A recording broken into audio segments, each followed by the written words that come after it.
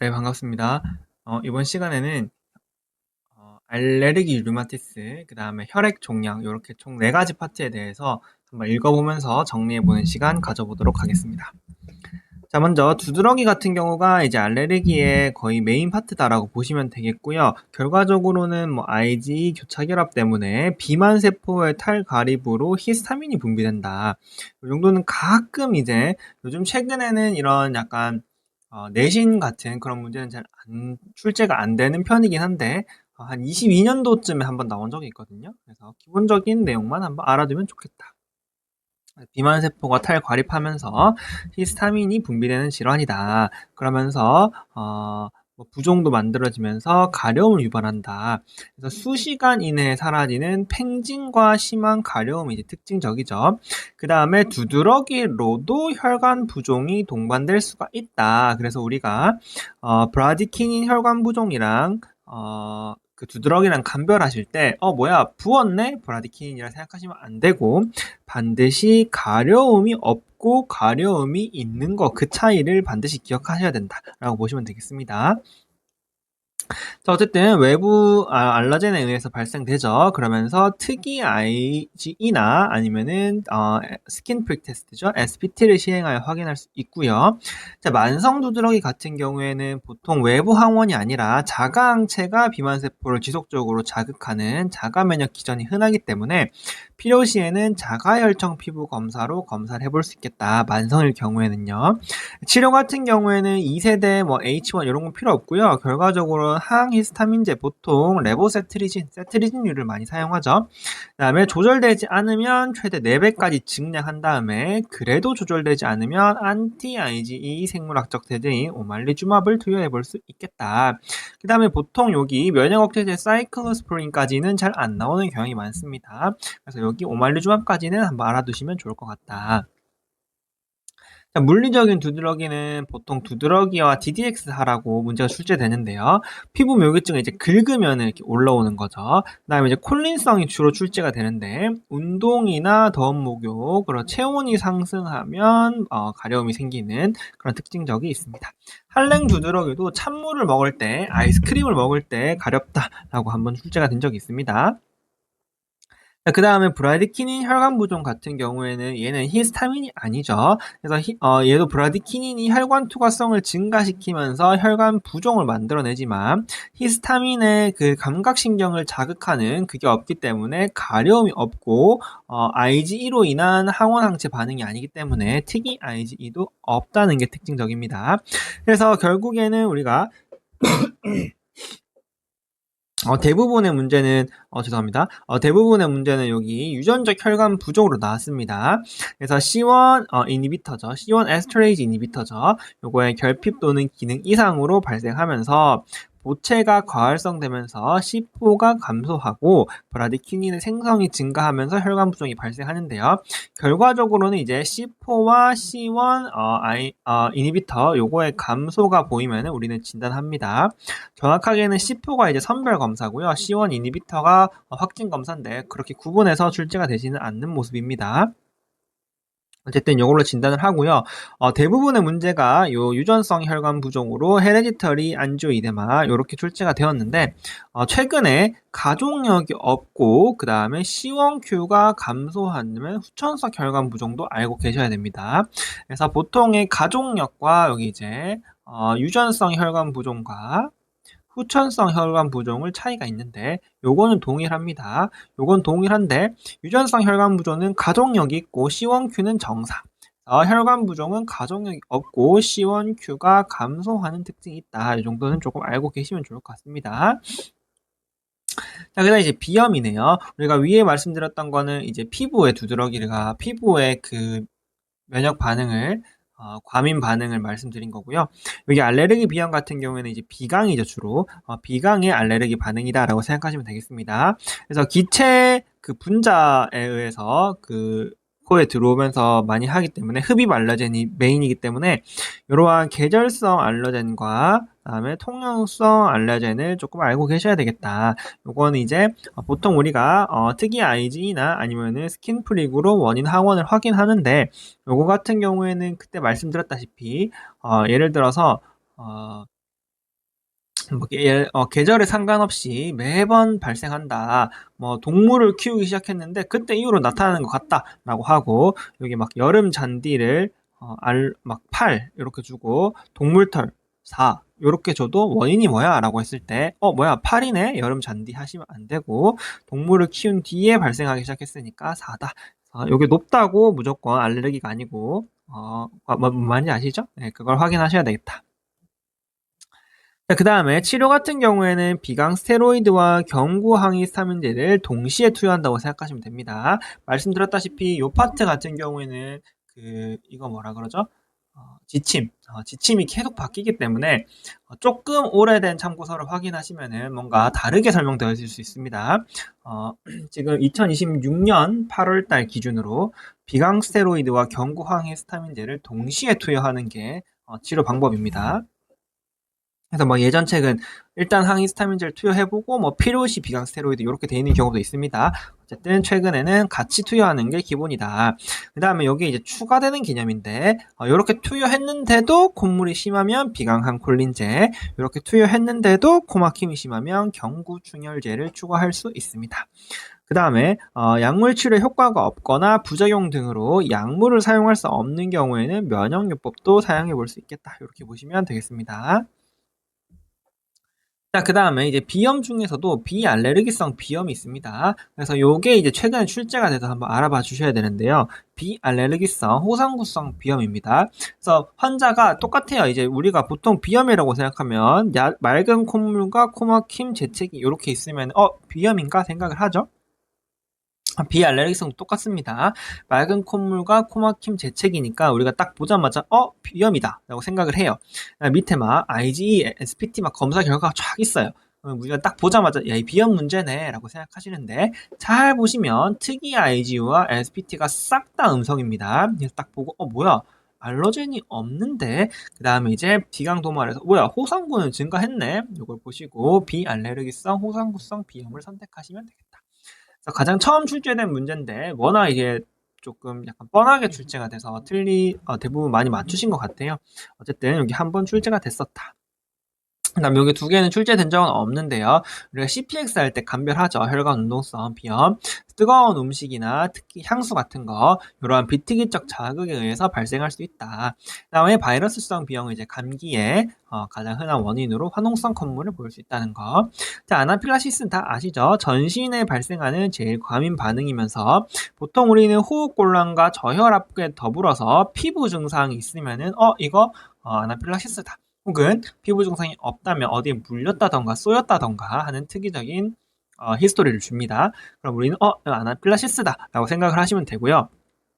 그런데 이제 우리가 만약에 예를 들어서 필드에 있는데 히스토리를 알 수가 없는 상황에서 환자가 호흡곤란과 저혈압이 있으면 우리는 이걸 맨 처음으로 아나필라시스라고 생각하지는 않겠죠, 당연히. 그렇기 때문에 약간 루틴한 검사처럼 혈정 트립신 분해 요소를 보통은 한대요.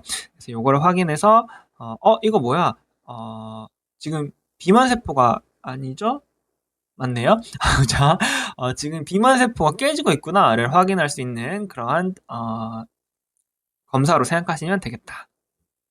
왜냐하면 우리가 뭔지 알아야 스킨프링, 뭔지 알아야 Ig를 검사할 거 아니에요? 뭔지 모르니까 일단 뭔진 모르지만 비만세포가 깨지고 있구나를 혈청 트립신 분해 요소로 확인하시면 되겠다. 한 번밖에 출제 안 됐고요. 핵심은 요거죠. 에피네프린 근주가 이제 핵심이다. 그램에도 저혈압이 지속된다면 0.9% 노멀셀 라인을 볼루스로 투입할 수 있겠다라고 보시면 되겠습니다. 자, 그 다음에는 이제 약물 반응이네요. 요 약물 반응 같은 경우에는 요 약물이 중요하다고 말씀드렸습니다. 엔세이드와 아스피린이면 우리는 그냥 딱 보자마자 비알레르기성 과민 반응이구나 라고 생각하시면 되겠습니다. 그래서 원인 약물을 중단하고 항히스타민제로 증상을 완화해야 된다. 중단할 때 진동 효과가 필요하면은 셀렉콕십으로 변경한다. 요거 이제 중요합니다. 셀렉콕십으로 변경한다는 거 반드시 기억하셔야 되고요. 그 다음에 아스피린을 반드시 사용해야 되는 경우에는 탈감작한다. 이렇게 보시면 되겠습니다. 요게 조금 헷갈리실 수 있는데요. 예를 들어서 모르고 아스피린을 썼어. 근데 막 증상이 나타나. 그러면 항히스타민제가 답입니다. 자, 그런데 아스피린을 계속 써야 돼. 그러면 이제 탈감작이다. 이렇게 보시면 되겠습니다. 자, 그 다음에는 이제 급성 전신발진 고름 물질증과 호상구 전신증상 약물발진, 스티븐 존슨 요런 거 가는 거죠. 자, 기본적으로 요런 거는 약간 특징을 조금 기억해 주시는 게 좋아요. 항생제다 이러면은 우리가 급성 전신발진 고름 물질증으로 가는 겁니다. 그래서 문제에서 수많은 작은 농포 뭔가 짜잘짜잘하게 올라온 거 그걸 보여준다라고 보시면 되겠습니다.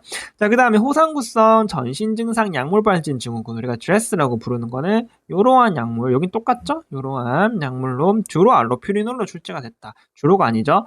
국시에는 모두 알로퓨리놀로 출제가 됐다라고 보시면 되겠습니다.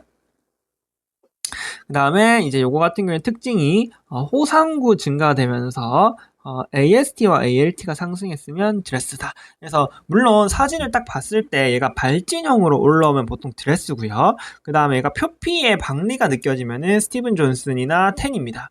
그런데 우리가 사진을 딱 봤을 때 얘가 표피 박탈인지 그냥 부어 올라 있을 경우도 있고 그냥 빨갈 수도 있어요. 그렇기 때문에 우리가 이게 발진인지 표피 박탈인지 구분이 조금 힘들 수도 있습니다. 그래서 이러한 특징을 보시고 딱 보시면 되겠다. 그래서 약물 발진인데 알로퓨리놀이래. 요거 이러면 드레스 아니면 이쪽으로 표피 박탈 쪽으로 가는구나. 그리고 문제를 딱 봤을 때 호상구를 저는 주로 봅니다. 호상구를 보고 호상구가 증가돼 있으면 이거 드레스네 라고 보통 생각하고요. 그 다음에 AST랑 ALT까지 한번 싹 봐주는 이런 느낌으로 갑니다. 그 다음에 이런 얘기가 없어. 그 다음에 뭔가 약간 벗겨지는 느낌이 들면은 이쪽으로 가는 거죠. 그래서 보통 전신을 보여주면서 전신의 박탈이 보이면은 10이고요. 그 다음에 특정 부위, 뭐 팔을 보여준다던가 다리를 보여주던가 국소적인 반응이면은 스티븐 존슨이다. 이렇게 생각하시면 되겠습니다. 레링 이렇게 맞춰보도록 하고요. 자, 류마티스 들어가겠습니다. 류마티스는 크게 이렇게 ANA 항액항체가 기본이 되는 것들, 그 다음에 이제 항액항체가 상관없는 이러한 것들, 그 다음 마지막으로 관절염 이렇게 보통 구성을 하죠. 그래서 보시면은 ANA 양성인 것들로 보시면은 시스테믹 루푸스 같은 경우에는 요 나비 모양의 발진이 핵심적이다. 그 다음에 야외 활동 시 이렇게 되면서 야외 활동 시 증상이 악화될 수 있다. 그래서 보통 중년의 가임기 여성에서 환자가 야외 활동, 뭐 등산을 갔다던가 야외 활동 후에 얼굴이 말라레시가 발견됩니다 라고 표현하면 우리가 보통 시스테믹 루푸스구나 라고 생각합니다. 자, 그 다음에 ANA를 보통 선별 검사를 하고요. 그 다음에 확실한 거는 안티 dsDNA와 안티 스미스 안티바디를 사용한다. 그 다음에 뭐 활성도는 뭐 그렇고요. 그 다음에 치료는 하이드록시클로로퀸을 기본으로 사용하면서 그다음에 보통 루푸스 신염, 혈뇨나 단백뇨가 보이면은 아니죠. 스테로이드를 투여한다. 이렇게 보시면 되겠습니다. 자, 그 다음에 항인지들 증후 같은 경우에는 보통의 시스테믹 루푸스가 있는 환자에서 반복적으로 유산이 있으면은 검사한다. 네, 검사는 대표적으로 루푸스 안티코아굴런트와 안티카디오리핀 안티바디다. 이거 보시면 되겠습니다. 치료가 출제가 된 적은 없지만 워낙 유명한 거니까 저용량 아스피린과 저분자량 헤파린을 사용한다. 그 다음에 전신경화증 같은 경우에는 요거 이제 피부와 내부 장기가 딱딱하게 굳는 질환인데요. 뭐 디퓨즈도 있고 뭐 국소형도 있고 그렇죠. 하지만 다 필요 없이 레이노 증상이 있으면서 이런 것도 사실 필요 없습니다. 그냥 그 종류만 아시면 돼요. 뭐 제한량을 필요 없습니다. 그냥 레이노와 함께 요 두 가지 안티바디 중에 하나가 있으면은 진단을 하신다라고 보시면 되겠고요. 치료는 CCB로 증상을 조절한다. 혈관 확장으로 증상을 조절한다라고 보시면 되겠습니다. 자, 쇼그렌 같은 경우에는 이제 침샘이 파괴되면서 안구 건조와 구강 건조가 특징적이죠. 그 다음에 이제 안티로라가 특징적이면서 셔머 테스트를 해볼 수 있겠다. 그 다음에 이제 필로카핀을 투여하시면 되겠다. 그래서 이거 내신이나 인종평이 사랑하는 문제죠. 하지만 국시에는 출제된 적이 없다. 자, 염증성 곤욕병증은 계단 오르기나 머리 빗기 등의 근위부 근력 저하가 가장 특징적이고요. 피부 근염 같은 경우에는 이런 헬리코렉시나 아니면 고트론 구진이 보일 수도 있다. 보일 수도 있는 게 아니고 피부 근염이면 보여야죠. 보인다. 그 다음에 근육성상으로 CK가 상승하면서 핵심은 안티조원이다. 이렇게 보시면 되겠습니다. 안티조원이 모든 문제에서 반드시 있었기 때문에 기억하셔야 되고요. 그 다음에 스테로이드 투여한다. 치료까지도 알고 계셔야 되겠다. 여기 파트는 말씀드렸다시피 얘는 왜 HCQ가 기본인데 얘는 왜 스테로이드가 기본이고 그런 거 저는 사실 잘 모르겠습니다. 그렇답니다. 자, 그 다음에 AS 같은 경우에는 이제 세이크로 일약 조인트가 핵심이죠. 우리는 한글도 조금 알아야 되니까 엑스레이에서 세이크랄 일약 조인트의 염증 및 손상을 확인해야 되겠고, 그 다음에 어딨죠? HLA B27. 요게 사실은 강력한 연관성을 보이고 있고 의학적으로 연결돼 있다는 것까지는 확인했대요. 어떠한 기전인지를 모를 뿐이라고 합니다.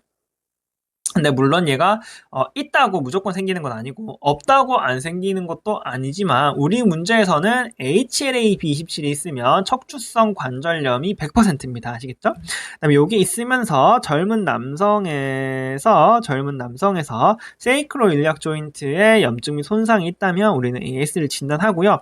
치료 같은 경우에는 NSAID를 투여한다. NSAID의 반응이 그렇게 좋답니다. 그래서 NSAID를 투여한다라고 보시면 되겠습니다. 자, 그 다음에 똑같이 HLA27이 양성이면서 얘는 이제 등이 아니라 하지에 비대칭성 관절염이 나타나고 요로 하면서 장염이나 요로 생식기 감염 후라는 히스토리가 주어지고 ESR과 CRP 상승이 보이면은 반응 관절염이구나 라고 보시면 되겠습니다. 똑같이 NSAID를 투여하시면 되겠다. 자, 그 다음에 이제 혈관염이네요. 자, 베체트 같은 경우에는 보통 문제가 여기 있죠. 재발성 구강 및 성기 궤양과 포도막염이 동반돼 있으면 우리는 베체트병이라고 진단하시면 되겠습니다. 그 다음에 HLA-B51이 주어지기 때문에 이것도 사용하시면 되겠다. 그 다음에 이거는 코리친입니다. 말씀드렸다시피 이유는 잘 모르겠습니다. 이거 좀 기억하셔야 됩니다. 그 다음에 우리가 보통 이러한 궤양 같은 경우에는 이런 다른 것들에서 많이 생겨요. 그래서 SLA 시스테믹 루푸스에도 궤양도 생길 수 있고요. 그 다음에 뭐 반응 관절염에서도 있는 게 여기서도 관절염이 있고요. 여기도 발열이 있을 수 있거든요. 그렇기 때문에 우리가 이 내부에서 구하려고 하면 쉽고 이 내부에서 확인하려고 하면 쉬워요. 근데 요것과 요것을 구분해라 하면 어렵기 때문에 보통 대부분의 문제는 ANA를 줍니다. 그래서 ANA가 양성이면 요 안에서 판단을 하시면 되고요. ANA가 음성이다 하면 요거랑 요 안에서 판단을 하시면 되겠다. 자, 그 다음에 이제, 이거 안 했네요. 자, 거대세포 동맥염은 시험에 잘 출제가 되는 부분은 아닌데, 그냥 넣어봤습니다. 제 마음입니다. 요거 같은 경우에는 이제 템포럴 아테리를 침범하는 혈관염으로 50세 이상에서 호발하고요. 보통은 이제 측두부 앞통과 턱을 움직이면 통증이 악화되는 것이 특징적이고요. 확진 검사는 동맥 생검이지만 요거 이제 동맥 생검 검사를 기다릴 시간이 없다. 왜냐하면은 여기 안화 쪽으로 눈으로 가는 동맥이 침범되면 실명이 유발될 수 있기 때문에 이걸 막아주기 위해서 ESR과 CRP 상승이 확인되면 생검 결과를 기다리지 않고 즉시 스테로이드를 투여한다는 특징이 있습니다.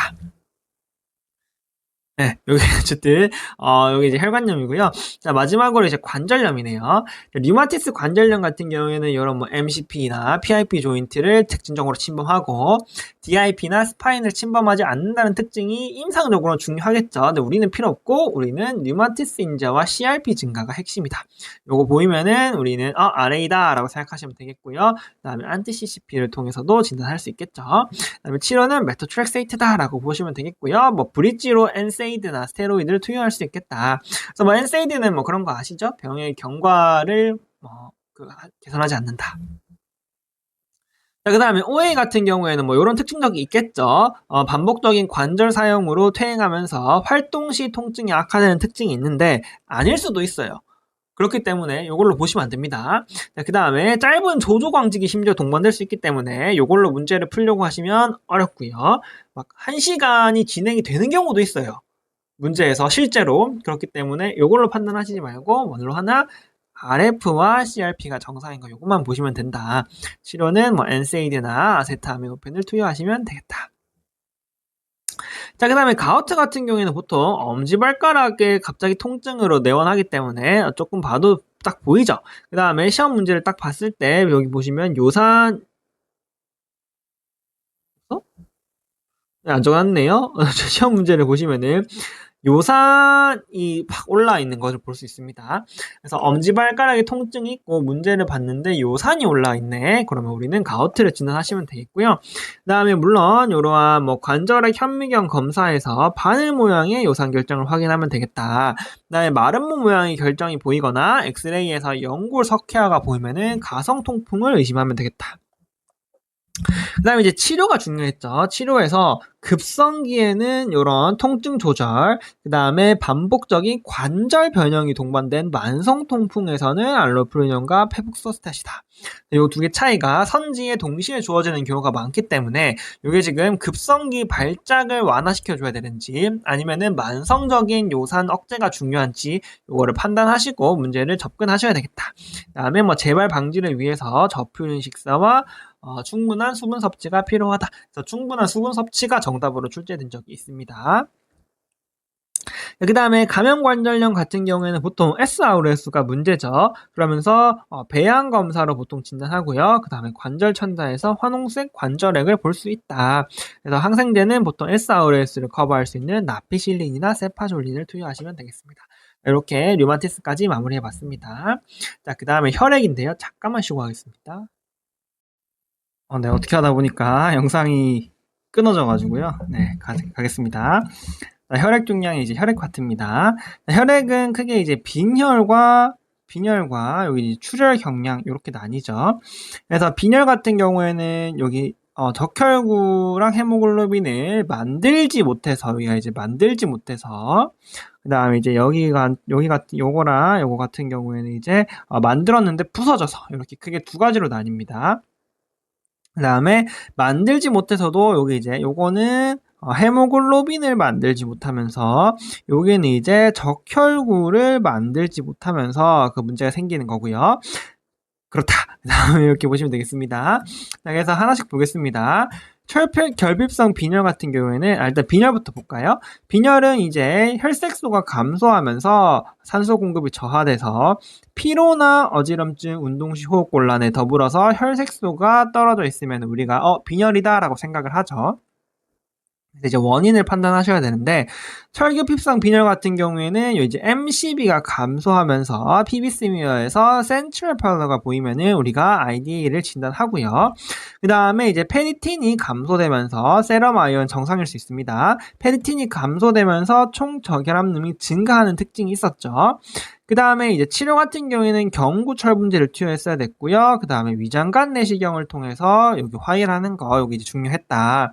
자, 만성질환 빈혈 같은 경우에는 철의 이용이 제한되는 질환이죠. 그러면서 TIBC가 감소하면서 철의 결합능이 감소하면서 페리틴이 정상 혹은 증가되는 질환이다 보시면 되겠습니다. 지중해성 빈혈은 동남아시아에서 호발하는 게 가장 중요했죠. 그래서 이 동남아시아 이야기가 나오면 지중해성 빈혈인가? 라고 생각하시고 그 다음에 여기 소구성 빈혈이 보이면은 MCB가 감소되어 있으면 맞네 라고 생각하시면 되겠습니다. 그 다음에 여기 PB스미어에서 타겟셀이 보일 수도 있고요. 그 다음에 요게 이제 핵심이죠. 혈색소 정기 영동으로 진단하게 되겠다. 자, 그 다음에 이제 RBC네요. 거대 적혈모구 비교 같은 경우에는 결과적으로 영양소 부족이 문제다. 그러면서 DNA 합성이 저하되면서 핵분열이 제대로 이루어지지 않아서 세포질만 계속 성장하면서 MCB가 증가하는 특징을 보인다. 그래서 이제 코발라민과 엽산이 있는데요. 코발라민 같은 경우에는 보통 위절제술이나 크론병 등에 대한 흡수장애가 주요 원인이고요. 폴레이트는 보통 알코올 중독 같은 전반적인 영양 결핍이 문제다라고 보시면 되겠습니다. 치료 같은 경우에는 부족한 걸 보충해주면 되겠다. 자, 재생불량성 빈혈 같은 경우에는 사실상은 골수 기능 부전이었죠. 그러면서 적혈구뿐만 아니라 판사이토페니아가 보인다. 그래서 그 다음에 이러한 골수 흡입 및 생검에서 저세포성 골수를 확인하여 진단하고요. 그 사진 보셨죠? 이렇게 비어있는 그 사진으로 검사하고요. 치료를 조금 알고 계셔야 되는데요. 경증이고 무증상이면 경과 관찰, 증상이 있거나 BM 세널리티가 25% 이하인 경우에는 적극적인 치료를 고려하는데요. 가능하면 동정 조혈 모세포 이식인데 이게 생각보다 어려운 거기 때문에 고령의 환자에서는 3중 면역 억제 치료도 진행한다. 치료는 조금 알고 계시면 좋을 것 같습니다. 자, 그다음에 용혈인데요. 용혈은 크게 혈관 내에서 부서지냐 아니면은 비장에서 부서지냐 해서 마하와 혈관 외 용혈로 나뉩니다.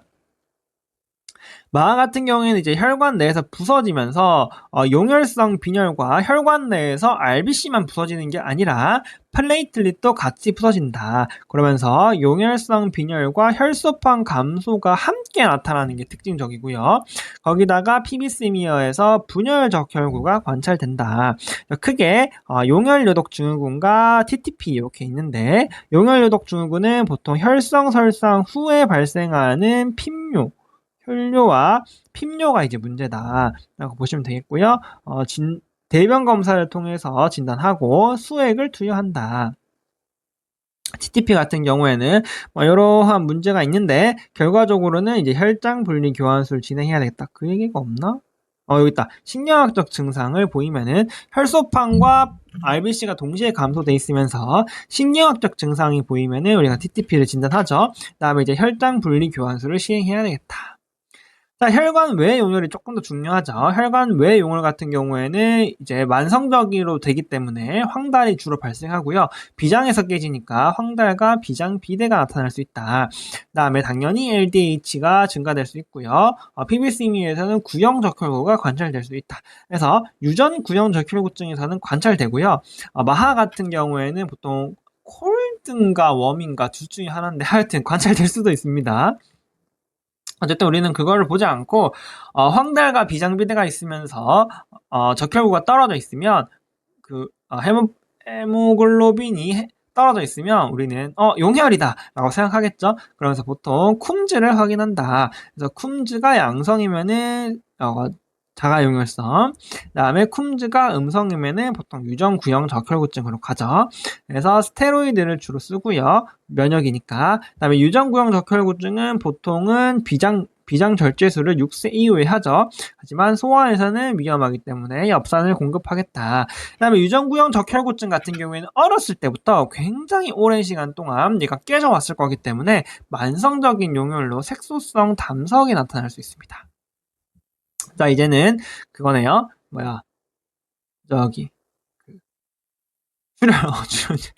죄송합니다. 아침부터 하려니까. 출혈경향이네요. 출혈경향 같은 경우에는 크게 그 혈소판이 문제인 거. 요게 이제 요까지를 할까요? 이렇게 해가지고 혈소판, 이거 1차 지혈의 문제인 게 있고요. 그 다음에 2차 지혈이 문제인 거 있고요. 그 다음에 파종 혈관 응고죠. 망한 거 하나가 있다. 이렇게 보시면 되겠습니다. 크게 우리가 문제를 딱 봤을 때 출혈 경향이 딱 느껴지죠. 월경량이 너무 많다거나 아니면은 피가 멈추지 않는다거나 아니면은 뭐가 이게 자반증이 있다거나 멍이 자주 든다거나 딱 보고 출혈 경향 문제네라고 하시고 가장 먼저 보시는 거는 이제 플레이틀릿이죠. 어딨죠?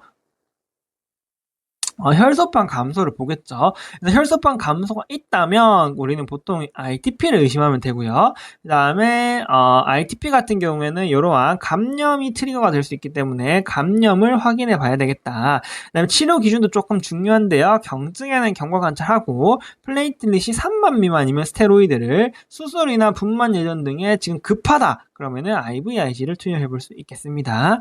자, 그 다음에 폰 빌레브란트병은 우리가 1차 지혈을 할 때 플레이틀릿도 물론 중요하지만 요거에 접착제 느낌으로 본 빌레브란트 팩터가 필요했죠.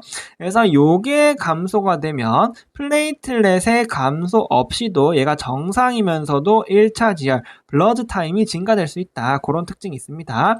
그래서 보통 여기 보시면은 PLT 감소 없이 BT 증가를 보이면 우리가 의심을 하고요. 활성도 검사를 통해서 진단을 한다. 그 다음에 정확한 기전은 제가 잘 모르겠지만 바소프레신 그 데스모프레신이죠. 데스모프레신을 투여하면 얘 분비가 증가된답니다. 그런 특징이 있지만 시험 문제에서는 딱 한 문제 PLT 감소 없이 BT 증가했을 때 이거 뭐야? 그래서 폰 빌레브란트 병이었다. 여기 이제 시험 문제 한 번 출제된 적이 있습니다. 혈우병 같은 경우에는 이제 보통 가족력이 주어지죠. 가족력과 함께 관절광내 출혈이 보이면은 우리가 의심을 한다. 그 다음에 이제 핵심은 요거였죠. 핵심은 이거 APTT가 증가한다는 거. 요거 보시면은 우리가 진단하시면 되겠고요. 응고인자 활성도 검사로 진단하시면서 응고인자를 보충해서 치료하면 되겠다. 자, 후천성 응고인자 유저 결핍은 핵심은 PT 증가였다. 그래서 PT가 연장이 핵심이고, 그 다음에 심해지면 APPT도 연장될 수 있었다. 그래서 PT가 증가돼 있으면 이거 후천성 중에 하나겠구나 라고 보시면 되고요. 여기 보시면 비타민 K나 와파린 혹은 간질환 이런 것들이 있다. 왜냐하면 치료가 똑같다. PT만 연장돼 있으면 비타민 K 근주고요. APTT도 증가되어 있다면 프레시 프로즌 플라즈마였습니다. 그다음에 이건 그렇고요. 그다음 마지막으로 파종 혈관 내 응고는 딱 봐도 다르죠. 요거 같은 경우에는 D다이머가 증가되어 있고요. 거기에 섬유소원과 PLT가 감소하면서 모든 응고 시간이 BT, PT, APTT가 다 증가되어 있는 그런 특징을 보인다. 그래서 이런 거 필요한 거에 따라서 수혈을 하시면 되겠다. 자, 마지막으로 종양 파트네요. 백혈병은 제가 말씀드렸다시피 급성과 만성이 있고요. 급성 같은 경우에는 결과적으로 성인은 AML, 소아는 AL이었다. 결과적으로 급성과 만성만 구분을 하시면 됐다. 자, 급성 같은 경우는 이제 블라스트가 악성 증식하면서 요로 인해서 판사이토페니아가 발생해서 빈혈, 발열, 출혈 경향이 모두 발생하는 질환이다. PBC미에서 블라스트가 관찰될 수 있고요. BM에서 블라스트가 20% 이상이면 진단한다라고 보시면 되겠습니다. 자, 그 다음에 보통 치료는 수혈로 나옵니다. 그 다음에 이제 만성부터 볼까요? 만성 같은 경우에는 이런 유전자 이상으로 인해서 골수계 세포가 과도하게 증식하는 질환이죠. 그러면서 WBC와 PLT가 증가할 수 있다는 특징이 있고, PBC미, 요게 이제 중요하죠? PBC미어에서 여러 성숙 단계의 백혈구가 관찰된다. 치료는 TK 이니비터다. 이렇게 보시면 되겠습니다. 자, 급성 전골수 백혈병은 사실상 급성 백혈병과 거의 비슷한데요. 골수성 백혈병과 비슷한데 여기 아트라를 투여했을 때 예후가 워낙 좋기 때문에 이건 따로 우리가 빼서 공부를 하죠. 그래서 발음 읽어본다는 거 또 까먹었네요. 아우엘로드인가? 요거를 뭉친 파거셀이 오는 게 특징적이다. 자, 그 다음에 요거 이제 DIC가 잘 동반되어 있는 거. 요게 이제 전 골수구가 응고계를 조금 활성화시키는 특징이 있대요. 그래서 응고계의 과도한 활성화를 통해서 DIC가 발생하는 게 핵심이다. 요것도 조금 기억해 주시면 좋을 것 같습니다. 제가 앞선 영상에서 까먹고 말씀을 안 드린 것 같네요. 요거 이제 특징이니까 조금 기억해 주시는 게 좋을 것 같다. 자, 그 다음에 이제 반응 림프 전염은 요거죠. 1cm 이하의 부드럽고 잘 움직이며 앞통에 있는 림프절은 우리가 경과 관찰하고, 경과 관찰할 때 NSAID는 투여할 수 있지만 스테로이드나 항생제는 투여하면 안 되겠다. 자, 림프종은 우리가 증식이 워낙 빠르기 때문에 이러한 비심텀이 굉장히 특징적인 종양이었습니다. 그러면서 이러한 악성 림프절이 만져지거나 CT에서 림프절 비대가 확인되면 림프종을 의심하고요. 그 다음에 이거 LDH와 베타2 마이크로글로뷸린 여기 굉장히 중요했습니다. 왜냐하면 어차피 비호치킨 거 아니에요, 맞죠? 그 올빼미 눈을 가진 호치킨은 없잖아요, 사실 없기 때문에 시험 출제도 국시에서는 최근에 출제가 잘 안 되는 부분이고요. 보통은 비호치킨으로 출제가 되기 때문에 결과적으로 LDH와 베타2 마이크로글로뷸린이 굉장히 중요했다. 그러면서 우리는 절제 생검을 진행하면 되겠다.